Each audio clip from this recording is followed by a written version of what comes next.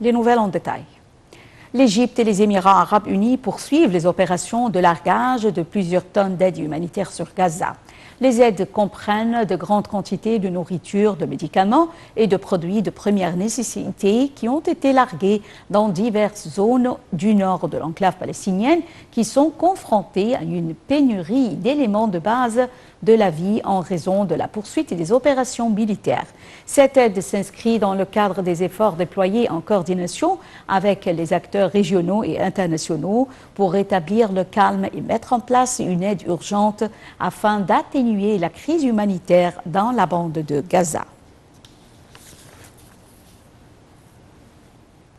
Une équipe de l'ONU a dit avoir constaté un grand nombre de blessures par balle dans un hôpital de Gaza après que des soldats israéliens ont tiré sur la foule près d'un convoi d'aide humanitaire, un drame qui met en évidence une situation désespérée dans le territoire palestinien. Plus de détails dans ce commentaire. Jeudi, une distribution d'aide à Gaza a tourné au drame après des tirs israéliens sur une foule affamée qui s'est ruée sur les camions d'aide humanitaire et une bousculade qui ont fait 115 morts.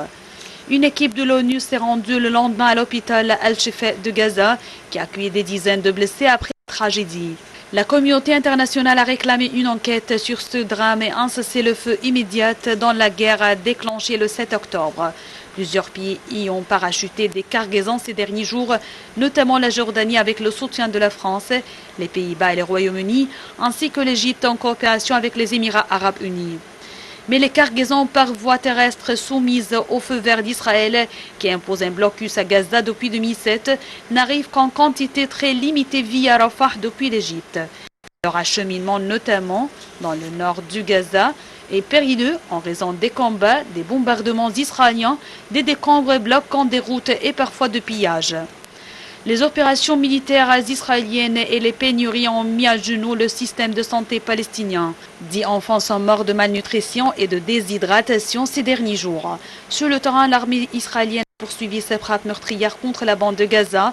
Le ministère palestinien de la Santé a annoncé un nouveau bilan de 30 320 personnes tuées dans la bande de Gaza.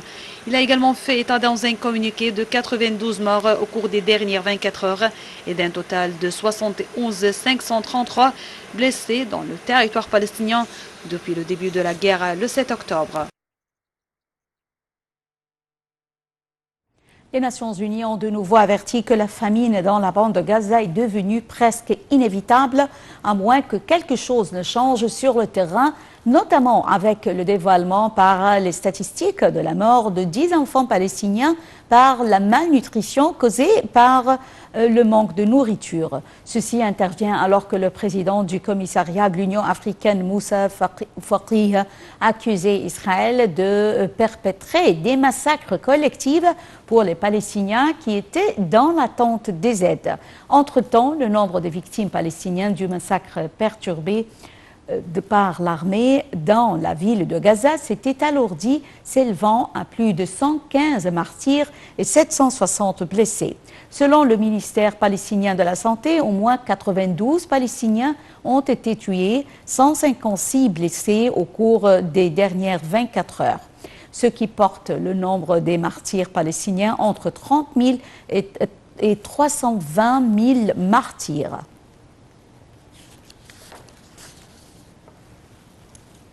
Le ministre des Affaires étrangères palestinien, Riyad al-Maliki, a exprimé son espoir de parvenir à un cessez-le-feu avant Ramadan.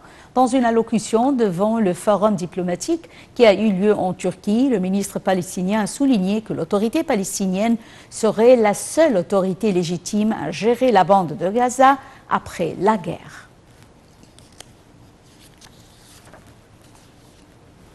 Le Hezbollah libanais a annoncé la mort de 3 de ses membres tués aujourd'hui dans une frappe israélienne qui a visé, selon une agence libanaise, leur voiture dans le sud du Liban sur fond d'escalade à la frontière depuis près de 5 mois. Les détails avec Sarah Al-Maghrabi. Depuis le début de la guerre israélienne le 7 octobre à Gaza, le Hezbollah libanais cible quasi quotidiennement des positions militaires israéliennes à la frontière israélo-libanaise. Soutien aux Palestiniens. Israël riposte en menant des raids parfois ciblés contre le mouvement libanais. Dans des communiqués séparés, le Hezbollah a annoncé la mort de 3 de ses combattants par l'armée israélienne, sans fournir d'autres précisions. D'après l'agence nationale d'information ANI, un drone ennemi a visé une voiture ce matin sur la route menant à la ville côtière de Nakoura. Une source sécuritaire a indiqué que 3 combattants du Hezbollah avaient été tués dans cette frappe. L'armée israélienne a confirmé dans un communiqué avoir pris pour cible une voiture qui, selon elle, transportait des terroristes qui ont tiré des roquettes vers le territoire israélien. Avant cette frappe, le Hezbollah avait indiqué avoir lancé une attaque de drone tôt ce matin contre un poste militaire dans le nord d'Israël, frontalier du sud du Liban. Vendredi, une frappe israélienne contre une maison dans la localité de Ramia, dans le sud du Liban, a tué au moins 4 membres du Hezbollah. Les échanges de tirs entre le Hezbollah et l'armée israélienne ont poussé des dizaines de milliers de personnes à fuir la région frontalière des deux côtés. Au moins 296 personnes, la plupart des combattants du Hezbollah et de formations qui lui sont alliées, ainsi que 46 civils ont été tués au Liban.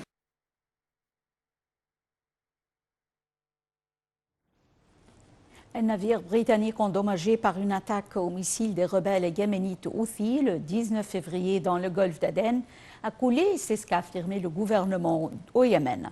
Les Houthis avaient revendiqué cette attaque contre le Rubimar, un cargo battant pavillon du Belize, immatriculé au Royaume-Uni et exploité par des Libanais qui transportaient des engrais combustibles. L'équipage avait évacué, était sain et sauf et le navire avait été abandonné après avoir été touché par 2 missiles. Les Houthis mènent depuis novembre des attaques contre des navires en mer Rouge et dans le golfe d'Aden, disant agir en solidarité avec les Palestiniens de Gaza où Israël mène une guerre depuis le 7 octobre. Le Premier ministre Dr Mostafa Madbouli a participé aujourd'hui à la conférence internationale sur les applications du tourisme médical dans la capitale administrative. Lors de son allocution, le chef du gouvernement a affirmé l'importance du tourisme médical en tant que source importante de revenus national. Sur un autre plan, le Premier ministre a assisté à la cérémonie de signature du programme cadre pour le champ d'action de l'Organisation des Nations Unies pour l'alimentation et l'agriculture FAO en Égypte. Sarah Al-Maghrabi et les détails. Le Premier ministre Dr Mostafa Madbouli a affirmé l'importance du tourisme médical en tant que source importante de revenus national. Il a souligné que le taux du marché de soins sanitaires dépasse le produit brut de certains géants pays comme le Japon, l'Allemagne ou l'Inde. Dans son discours devant la conférence internationale sur les applications du tourisme médical dans la capitale administrative, le Premier ministre a souligné que des dizaines de millions de personnes traversent chaque année les frontières de leur pays pour recevoir des soins sanitaires. Il a ajouté que l'Égypte a commencé à développer une vision intégrée du tourisme médical en raison de sa grande importance, cherchant à faire de l'Égypte une destination pour le tourisme médical, y compris les villes qui en bénéficient. Dr Madbouli a annoncé le lancement du premier complexe du tourisme médical en Égypte. Sur un autre plan, le Premier ministre a assisté à la cérémonie de signature de programme cadre pour le champ d'action de l'Organisation des Nations Unies pour l'alimentation et l'agriculture FAO en Égypte. Il a souligné que le nouveau programme cible de nouveaux projets qui servent les objectifs stratégiques et le plan d'action pour le développement agricole durable. Dr Madbouli a ajouté que cette stratégie intervient dans un moment très important compte tenu de la nécessité d'assurer une meilleure sécurité alimentaire. Le programme est conforme au domaine de travail prioritaire du cadre de coopération des Nations Unies pour le développement durable, de manière à soutenir le gouvernement égyptien dans la réalisation de ses objectifs de développement. Le ministre des Affaires étrangères, Samar Choukri, a présidé aujourd'hui avec Cheikh Mohammed bin Abdelrahman bin Jassim El Thani, Premier ministre du Qatar, les travaux du Haut Comité conjoint à Doha avec la participation des ministres de la Solidarité sociale et du Commerce et de l'Industrie.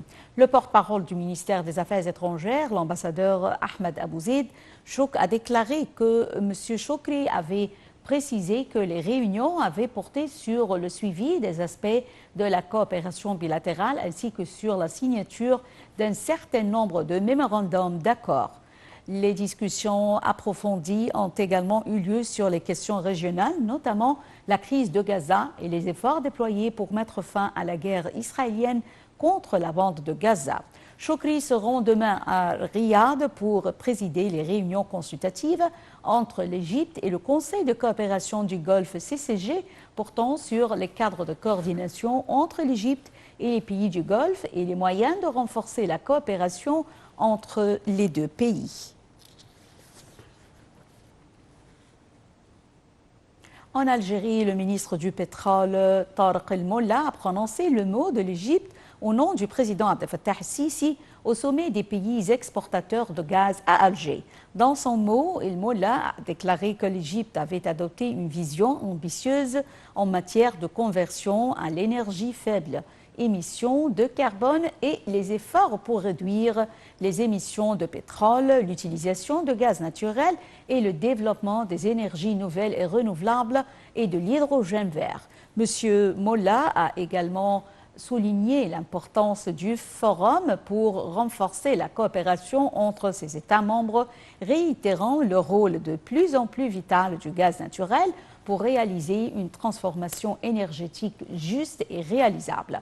La veille, M. El Molla avait participé hier à la réunion ministérielle des pays exportateurs de gaz FPEG. La réunion a discuté des moyens de tirer le meilleur parti du gaz naturel en tant que source d'énergie propre dans le contexte des défis actuels auxquels est confrontée l'industrie énergétique mondiale.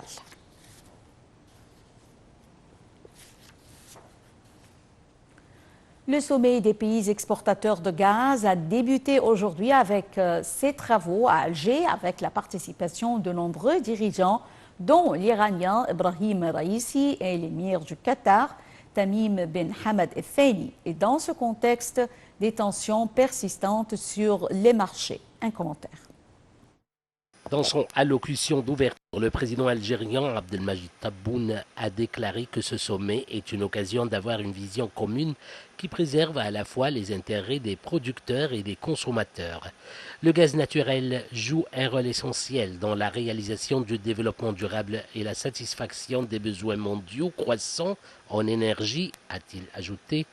Une forte croissance de la demande gazière est prévue en 2024 comparée à 2023, soutenue par des prévisions de températures plus froides et la baisse des prix selon le dernier rapport de l'Agence internationale de l'énergie.